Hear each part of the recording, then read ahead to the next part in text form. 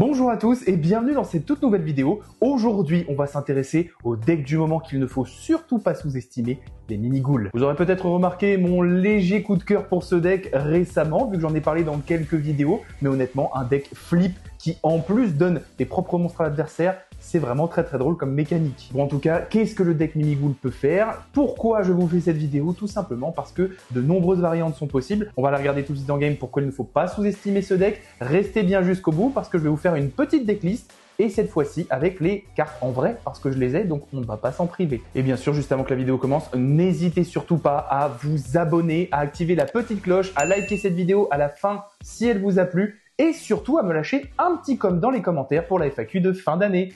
Allez, on est parti pour le gameplay. J'ai la chance de go first, donc on va vraiment pas s'en priver. C'est ce qu'on cherche à faire avec le deck. Alors, notre main, elle est vraiment pas mauvaise du tout. On va commencer, je pense, par activer le petit donjon mini-ghoul juste ici. Du coup, je vous expliquerai les effets des cartes un petit peu plus tard. Tout ce qui se passe, vous allez vite le comprendre. En fait, ça, c'est un peu comme une map Fuvaga. On va d'abord l'activer et ensuite faire son effet. Ça nous permet d'aller tuto un monstre mini-ghoul depuis notre deck à notre main. Je vais aller chercher le petit arc démon. Je vais ensuite activer l'effet du slime mini-ghoul qui me permet de le spé en mode défense face verso chez l'adversaire. Ensuite, je vais invoquer normalement le petit arc démon. C'est pas forcément la meilleure ligne de play, mais c'est la ligne la plus greedy et moi on est là pour le beau jeu. Je vais tenter d'activer son effet. Je vais retourner face up le petit slime.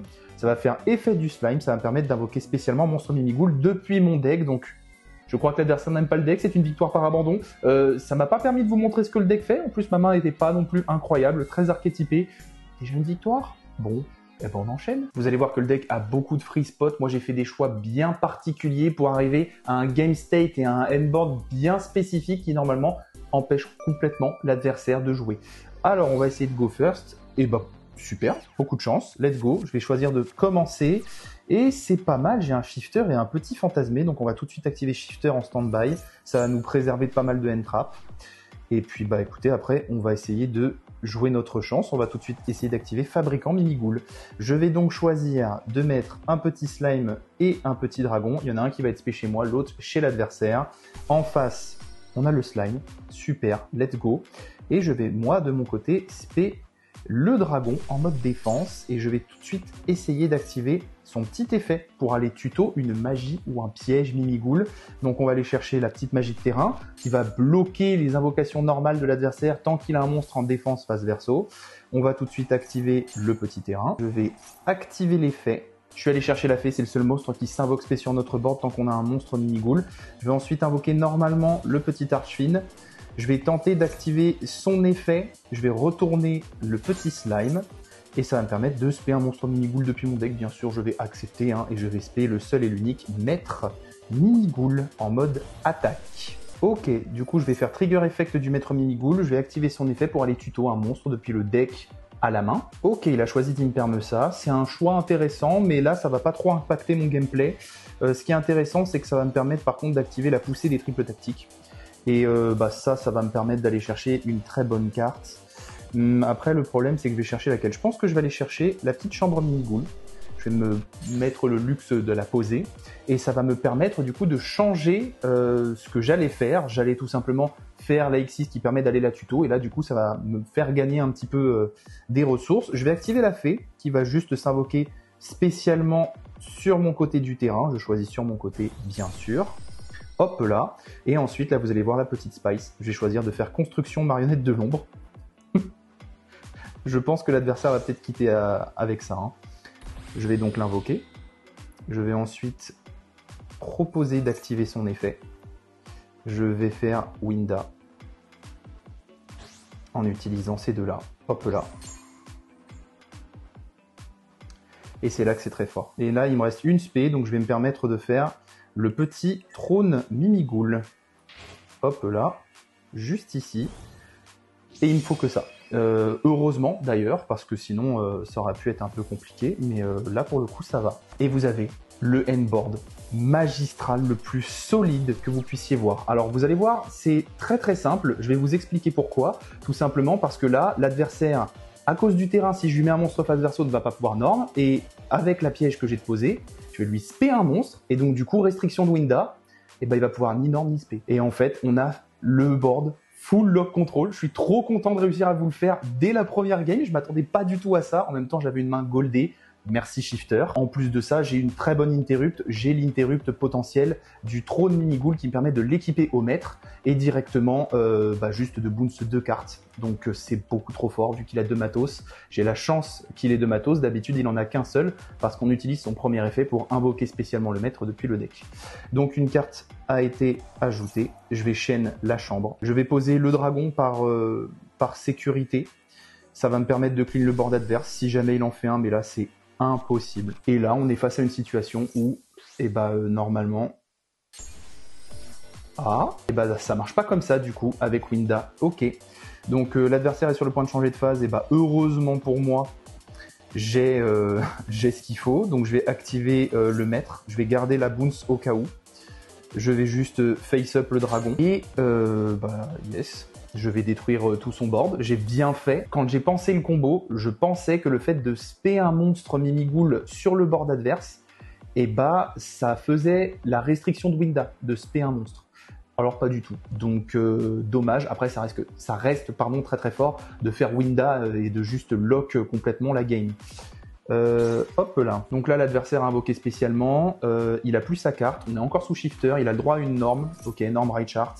Effet, et là, on va juste bounce. Donc je vais renvoyer right chart et j'ai le droit qu'à une seule spé, donc je vais renvoyer le dragon aussi. Et voilà, abandon parce qu'il sait très bien qu'il a perdu. Et let's go, je suis trop content que ma petite stratégie fonctionne. Bon du coup, j'avais encore jamais regardé en application vu que je n'ai très peu le temps de jouer en ce moment, même IRL, si ça marchait de faire effet de la piège, spé un monstre en mode défense face verso sous Winda et ça enlève en gros la seule spé qu'a le droit à l'adversaire.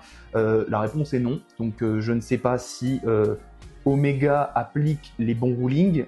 Pour le coup, là, ça ne fonctionne pas. Dites-moi dans les commentaires si cette interaction très spécifique de ruling, vous la connaissez. Allez, on essaye tout de suite de commencer Go First. Décidément, il faut tout le temps choisir la pierre. Hein. Je commence en premier. Et la main de départ, elle est catastrophique. Mais là, j'ai un Brolant dans la main, là. C'est terrible. Bon. Donc, Fuvalos va être une carte morte. Bon, vous savez quoi? Au cas où, je vais l'activer, on ne sait jamais. Allez. Soyons fous. Hein. En plus, je crois que on va voir si en application ça marche, mais si je spare mini-ghoul chez l'adversaire, il y a moyen que ça fonctionne. On va tout de suite essayer de faire la seule carte qui nous sauve, c'est-à-dire fabriquant mini-ghoul, la one card combo du deck. Mais il y a de fortes chances que ça finisse en end-trap, abandon, game suivante. Bon là je la rejoue contre le même adversaire, hein, vous m'en voulez pas. Alors, cette fois-ci, cette main-là, elle est pas mieux du tout. C'est une catastrophe. C'est vraiment une catastrophe. Là, c'est pareil, on se fait hache, ça refinit en abandon. J'ai pas envie d'avoir raison. Attendez, c'est pas complètement fini. Parce que là, on a PTT. Donc ça, déjà, c'est pas mal. On va pouvoir aller tuto le terrain de l'archétype. Hop. Non, j'avais oublié vu qu'il a pas de monstre. Voilà, super misplay. On va faire TTT draw 2 et prier. Ok. Et on va juste faire abandon et je pense laisser cette séquence parce que c'est affligeant. Après c'est le jeu, ça nous montre bien que Yu-Gi-Oh c'est de l'aléatoire, il y a des fois ça marche, il y a des fois ça marche pas et là mes mains vraiment c'est pas possible. D'ailleurs anecdote, dans le WCQ où j'ai joué ce deck, je l'ai joué en version Go second et c'est très drôle de voir à quel point j'avais des mains Go first. Et après post side, j'avais des mains Go second alors je voulais Go first. Enfin bref, ça c'est ma chance habituelle. Allez on va essayer de Go first. Il va essayer de faire la feuille, donc je vais faire le ciseau. Let's go. Allez, hop là, je suis dans ta tête. Une plutôt bonne main de départ. On va pas se mentir. Donc on va faire Shifter. Allons-y.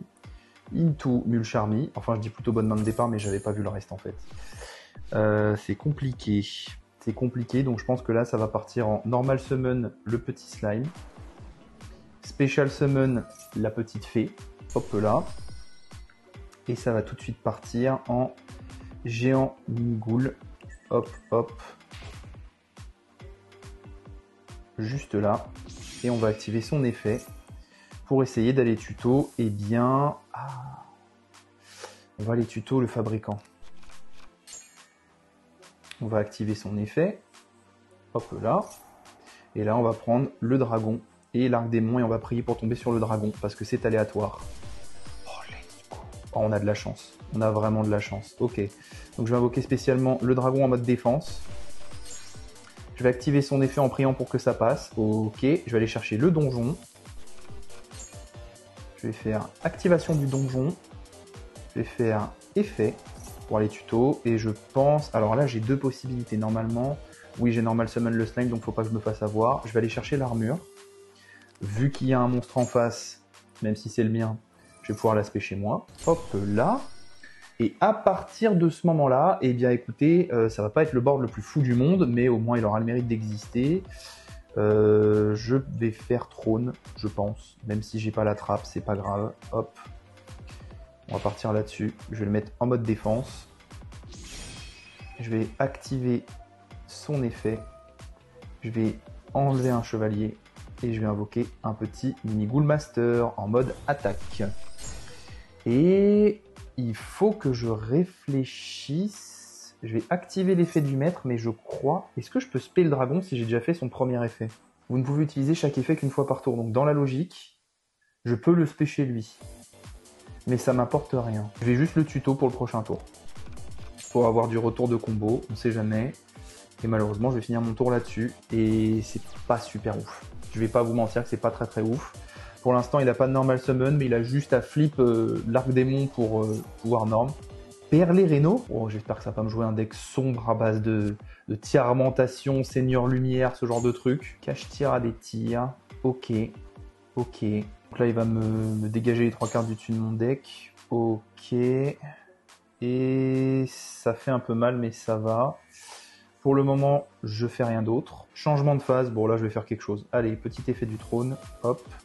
On va attacher. On va, je pense, chaîner pour face up. Hop là. Je vais attacher ici le trône. Je vais renvoyer une carte à la main. La cache tire à des tirs.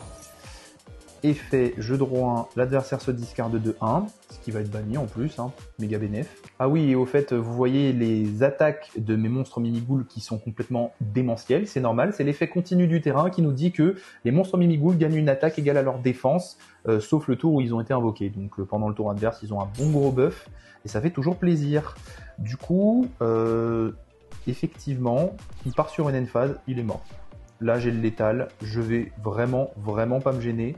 Je vais juste essayer de battle. Let's go. Et bah voilà, une petite victoire encore, mais on est carry par shifter, hein, vraiment. Les decks qui peuvent main shifter. Quelle dinguerie. Malice qui arrive. Ouh là là là là. Bon, on s'en fait une petite dernière. Allez, on va tout de suite choisir la pierre. Et on va commencer en premier parce que la pierre nous carry toujours. Choisissez la pierre, mais bien sûr. Waouh, la main, elle est sale. Hein. Ah là là, elle est pas bonne la main. Donc on va tout de suite faire shifter. On va espérer que ça nous protège un petit peu. Il y a des gens qui concealent complètement rien que sur cette carte. On va activer le terrain. Il y en a plein d'entre vous qui pensent que c'est pas normal, mais... ouais, je sais ce que beaucoup d'entre vous se disent là actuellement. Cette carte est trop forte, il faut la bannir. Mais bon, je l'aime, regardez, c'est horrible, mais c'est beau aussi, j'ai envie de vous dire. Bon, écoutez, ça compte pas vraiment. Est-ce que je vais laisser ça au montage ? Certainement, parce qu'il y en a certains qui risquent peut-être un petit peu de tiquer et passer leur petit coup de gueule dans les commentaires sur cette carte. Je comprends. Mais jouez là. Franchement, je suis désolé. Même si pour vous c'est démon, parce que vous voulez être mangé, jouez là et vous comprendrez un petit peu la satisfaction. Allez, une petite dernière, on tente de go first. Let's go. Est-ce que le... Bon, je suis dans ta tête, j'espère. Et on va faire ciseaux. Voilà, classico. Hein. Allez, go. Ok. Oh, la main, elle est un peu complexe. On va shifter tout de suite. On va essayer de se sauver les fesses. Et on va prier maintenant pour juste pas se prendre H, la seule carte qui nous défonce. Ok, super. Donc il n'a pas de H. Alors ça, c'est très bien. Donc, on va faire le petit terrain. Et grâce à ça, on est sauvé. On va faire effet terrain. On va aller chercher le mini Ghoul Dragon. Hop là. On va normal summon le mini Ghoul Dragon. On va essayer de faire son petit effet pour aller chercher la magie qui va nous sauver les miches. Voilà. Le petit fabricant. Et alors là, encore une fois, on va prier pour que on ait de la chance. J'ai eu très peur du drôle, mais je devrais pas, on est sous shifter. Du coup, petit fabricant. Et là, on va prier pour qu'encore une fois, le slime et l'arc démon aient du bon côté chacun. Oh, c'est aléatoire, hein, je le rappelle. Hein. Donc, on va spé le petit Archfiend en mode défense. Hop là. On va activer son petit effet. Et alors là, c'est Byzance, messieurs, dames, c'est Byzance. On va retourner face-up le petit slime, on va faire effet. On va du coup spé un monstre mini-ghoul, bien sûr qu'on accepte. On va spé le mini-ghoul master, juste ici en mode attaque. Et bien sûr, derrière, on va récupérer notre petit slime, histoire de se faire un board bien solide. On va activer l'effet du maître pour pouvoir aller chercher une carte mini-ghoul. Qu'est-ce qui est intéressant? Vu qu'on a fait quasiment tous les effets, on va prendre le chevalier, le seul qu'on n'a pas encore fait.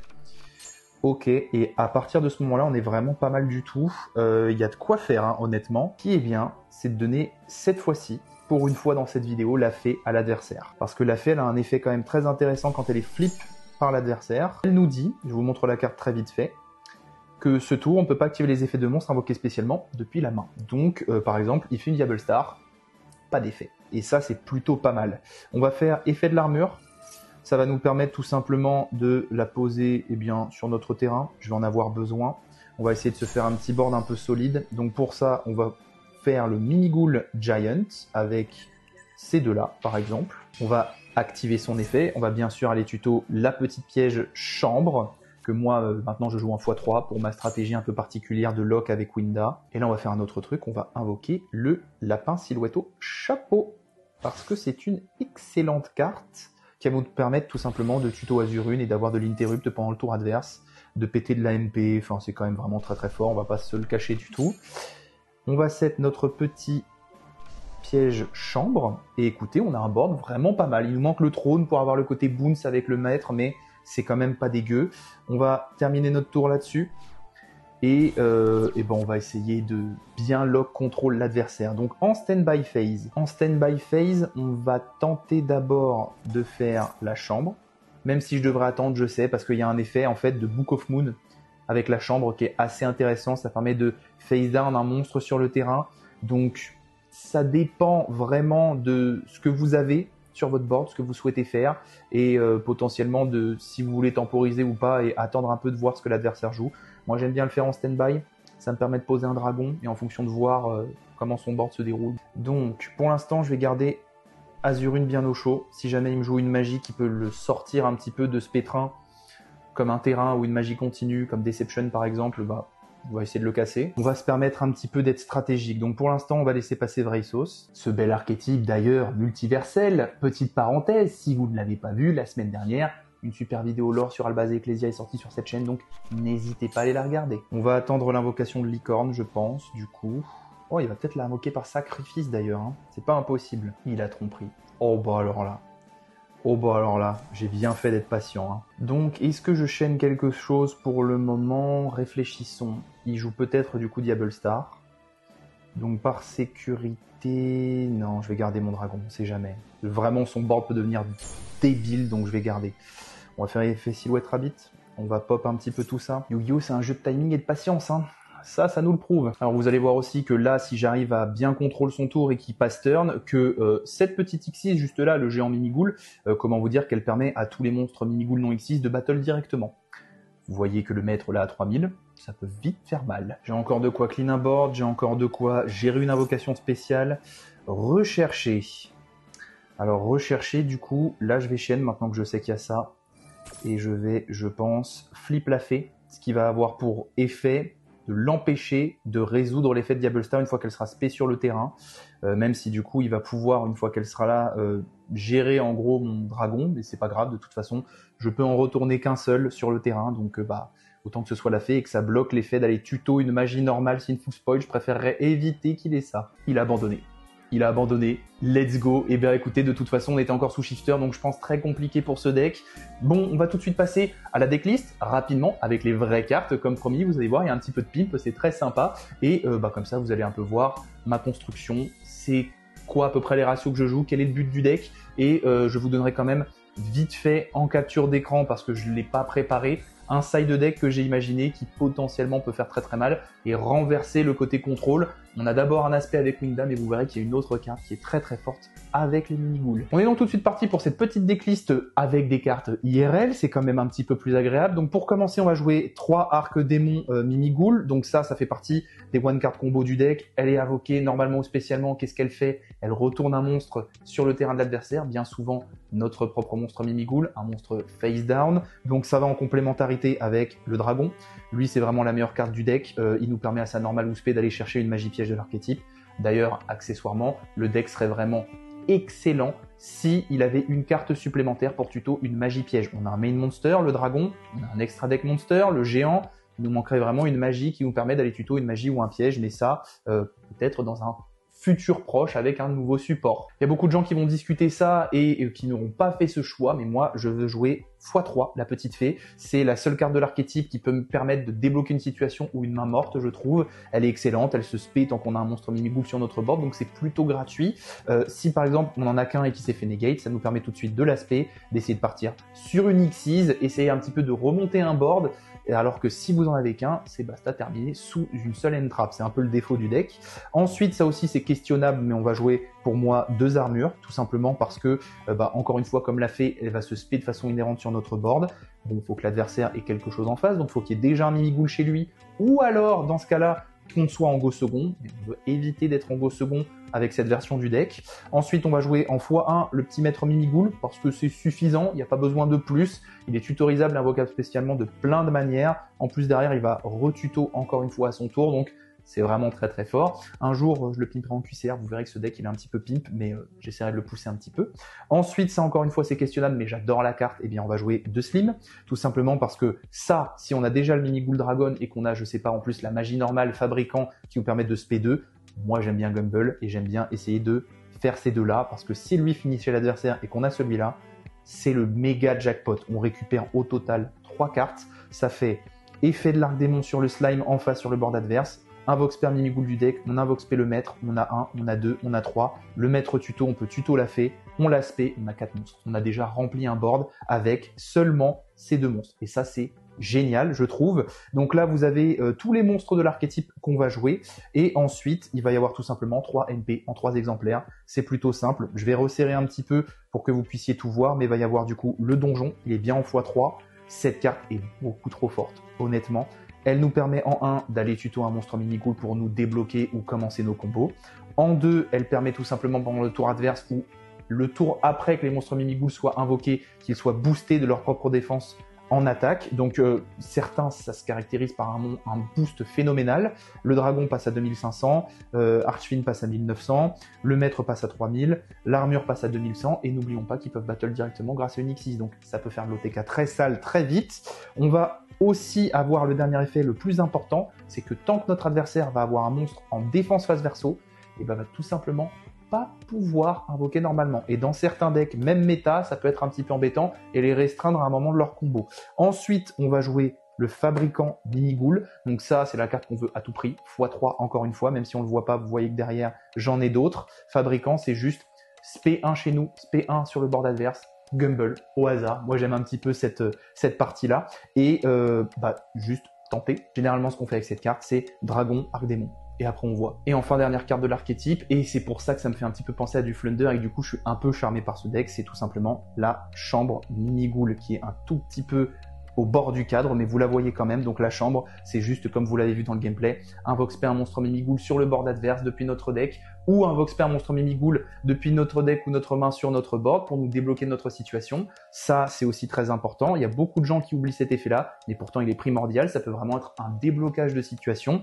Et surtout, c'est comme la piège normale Flunder, sauf que la piège normale Flunder, il faut la bannir du cimetière pour ça. En résolution de cet effet d'invoque, on peut face down un monstre sur le terrain, même sur notre terrain à nous. Donc c'est plutôt intéressant, ça peut permettre un peu de gestion. Contre un deck Xyz, ça peut faire très très mal pour l'empêcher justement de développer un petit peu son extra deck. Et voilà, vous avez la très grosse base mini-ghoul du deck qui compte 9, 11, 12, 13, 14, 17, 23 cartes.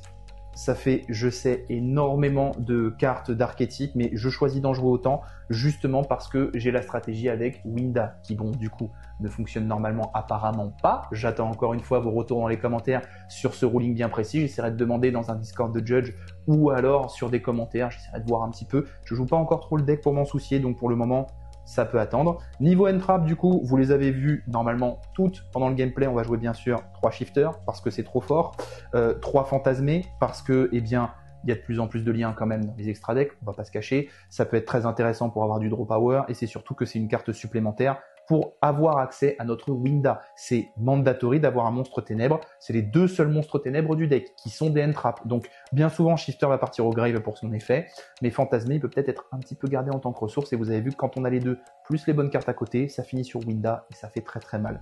Et bien sûr, et là tout le monde ne peut pas se permettre de l'avoir, j'entends, c'est encore une fois malheureux que ce soit un peu du pay to win, mais bien sûr, on joue 3 mules Charmy Fuvalos parce que c'est complètement broken, on va pas se cacher. Donc ça fait un total de 9 end-traps. Enfin, en staple de renfort, on va jouer 2 poussées des triples tactiques parce que j'en ai toujours pas 3, sinon normalement c'est 3. C'est pour ça que j'ai un chevalier en plus Mimighoul. Normalement, c'est une poussée et un chevalier en moins. Donc voilà, mais là pour la decklist, c'est comme ça que ça se passera. Donc parce que PTT c'est trop fort, ça permet d'aller chercher TTT. Donc au besoin, ça nous fait piocher, ça enlève une carte dans la main de l'adversaire, ça fait plein de choses. Si jamais on go second et que l'adversaire a un board solide mais qu'on arrive à aller chercher plus de gouverneur des ténèbres, c'est très très fort, on va pas se mentir. Vous pouvez remplacer ça si vous souhaitez être plus agressif par un orage foudroyant. On va aussi avoir bien sûr Terraformation comme target parce que on veut le donjon Mimighoul, c'est une excellente carte. Et bien entendu, si on veut break un board, encore une fois qu'on est go second, on va vouloir aller chercher Evenly Match grâce à ça, qui bien sûr va complètement basculer la game dans une autre situation si jamais elle est à notre désavantage. Et enfin pour finir, bien sûr, la petite Azurune que vous avez vue en complément de Silhouette au chapeau. Avant de passer au side du coup, le petit extra deck, on va jouer 2 géants Mimighoul parce que cette carte elle est excellente, c'est une tuto de MP, c'est celle qu'on peut vraiment pas se faire bolosser parce que honnêtement, en plus elle permet d'attaquer directement avec nos monstres Mimighoul non Xyz, mais en gros ça c'est excellent au time, ça permet de burn, ça permet d'avoir de la gestion. S'il a 3 monstres face down, ça casse fort le board adverse et c'est très intéressant. On va jouer ensuite, comme vous l'avez vu, un trône. Je flex un petit peu, voilà, la petite QCR. Merci à mon ami Maxime qui l'a chopé et qui me l'a vendu.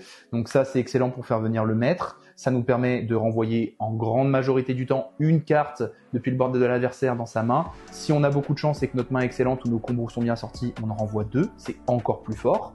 Ensuite, on va jouer le petit packing Zeus avec l'Irilusque qui est Battle Direct. C'est Defana qu'on fait par-dessus. Et bien sûr, Zeus pour avoir un bon gros Zeus à 4 matos, histoire de clean le board. Et après, on va passer tout de suite dans une dimension lien. Au cas où on veut chercher l'OTK, on va bien sûr jouer Accès Codeur. Bien sûr, voilà, je flex encore un tout petit peu, hop, je me permets. On va jouer la petite licorne, qu'il faut que je pimpe un peu mieux qu'en petite ultimate, maintenant qu'elle est sortie en QCR. On va jouer un petit phénix, bien sûr, pour gérer les MP. On va bien entendu jouer le petit combo IP Mascarena avec, en bonus, évidemment, SP du même univers. Donc ça, vous avez vraiment le petit packing lien solide, qui est consolidé encore plus par un petit Silhouette au Rabbit, juste là, qui permet quand même une double gestion MP plus un Vox P de monstre avec Azurune, donc ça c'est très fort. On va jouer un petit Renoncer Anima aussi, parce que ça peut nous donner accès comme ça à notre petit packing, par exemple avec une SP qui peut bannir, ça peut nous donner accès plus facilement à Accès Codeur plus gros, enfin ce genre de truc. Et enfin, et ça c'est du coup ma petite spice que vous avez vue dans la toute première game, on va d'abord jouer une petite construction. Il n'y a pas beaucoup de gens qui y ont pensé, et pourtant qu'est-ce que c'est fort, 2 monstres flip. Et ensuite, on utilise la petit effet de construction avec un monstre ténèbres dans notre main pour faire la seule et l'unique Winda. Et encore merci à mon pote Moïse de me l'avoir refourguée parce que honnêtement, elle est beaucoup trop puissante. Ça, sortez au bon timing, l'adversaire peut pas la gérer. Comme tout à l'heure sur la première game, vous avez maître pour bounce la carte qui va l'attaquer. C'est fini, c'est juste fini. Donc comme promis après la decklist, rapidement, voici un petit side avant d'avoir la conclusion et la fin de cette vidéo. Donc je joue un plus du tout gouverneur des ténèbres supplémentaire vu qu'on a 3 PTT. On va jouer un petit plumeau pour gérer les backrows, 3 cyclones, bien sûr, vous vous doutez bien que ça c'est une très très bonne carte, surtout avec Déception qui traîne en ce moment. On va jouer aussi Lightning Storm, histoire de clean au choix les monstres ou les magies et pièges, vous connaissez la carte. Heavenly, parce que c'est trop fort, on la joue en foin, en main deck, mais en fonction, pareil, on peut la rajouter. Barrière dimensionnelle qui va peut-être de plus en plus switcher de place avec Heavenly, surtout par rapport à la prochaine méta potentielle avec Ryzeol, le nouveau deck X6 qui arrive, le deck X6 de rang 4. Il va falloir faire très attention si c'est lui qui prédomine la méta. Donc voilà, barrière dimensionnelle, ça va être une très bonne carte contre lui. Et enfin, la dernière carte la plus importante, Malédiction d'Invocation. La carte dont je vous ai parlé, où j'avais un petit peu oublié le nom tout à l'heure. Ça va nous permettre tout simplement à chaque fois que l'adversaire va invoquer spécialement qu'il défausse une carte de sa main. Lui ou nous. Faut faire très attention à comment on l'utilise et au bon timing d'activation. Mais ça, dites-vous que quand on se perd Mimighoul sur le board adverse, il perd une carte. et s'il joue pendant son tour, il perd des cartes. Donc très vite, c'est une carte embêtante, et s'il n'arrive pas à la gérer, c'est compliqué de jouer au tour. En fait, c'est vraiment même quasiment impossible, vous n'avez plus de main, quoi. Donc au bout d'un moment, même votre extra vous sauvera plus. Donc voilà, c'est le petit side deck. J'espère que cette vidéo vous aura plu. N'hésitez pas, si c'est le cas, encore une fois, et si vous ne l'êtes pas, à vous abonner à cette chaîne, à activer la petite cloche, à liker cette vidéo si elle vous a plu, et si vous aimez les petites decklists comme ça en fin de vidéo gameplay avec des vraies cartes, n'hésitez pas à me le dire. J'essaierai de le faire le plus possible, mais là c'était vraiment pour vous présenter mon petit coup de cœur du moment, le deck à ne pas sous-estimer, qui peut surprendre, qui peut faire mal, surtout si justement vous ne le considérez pas. Apprenez-le, on ne sait jamais, parce que vraiment ça peut faire des petites dingueries. En tout cas, je vous dis à très bientôt dans une prochaine vidéo. C'était Sniffer.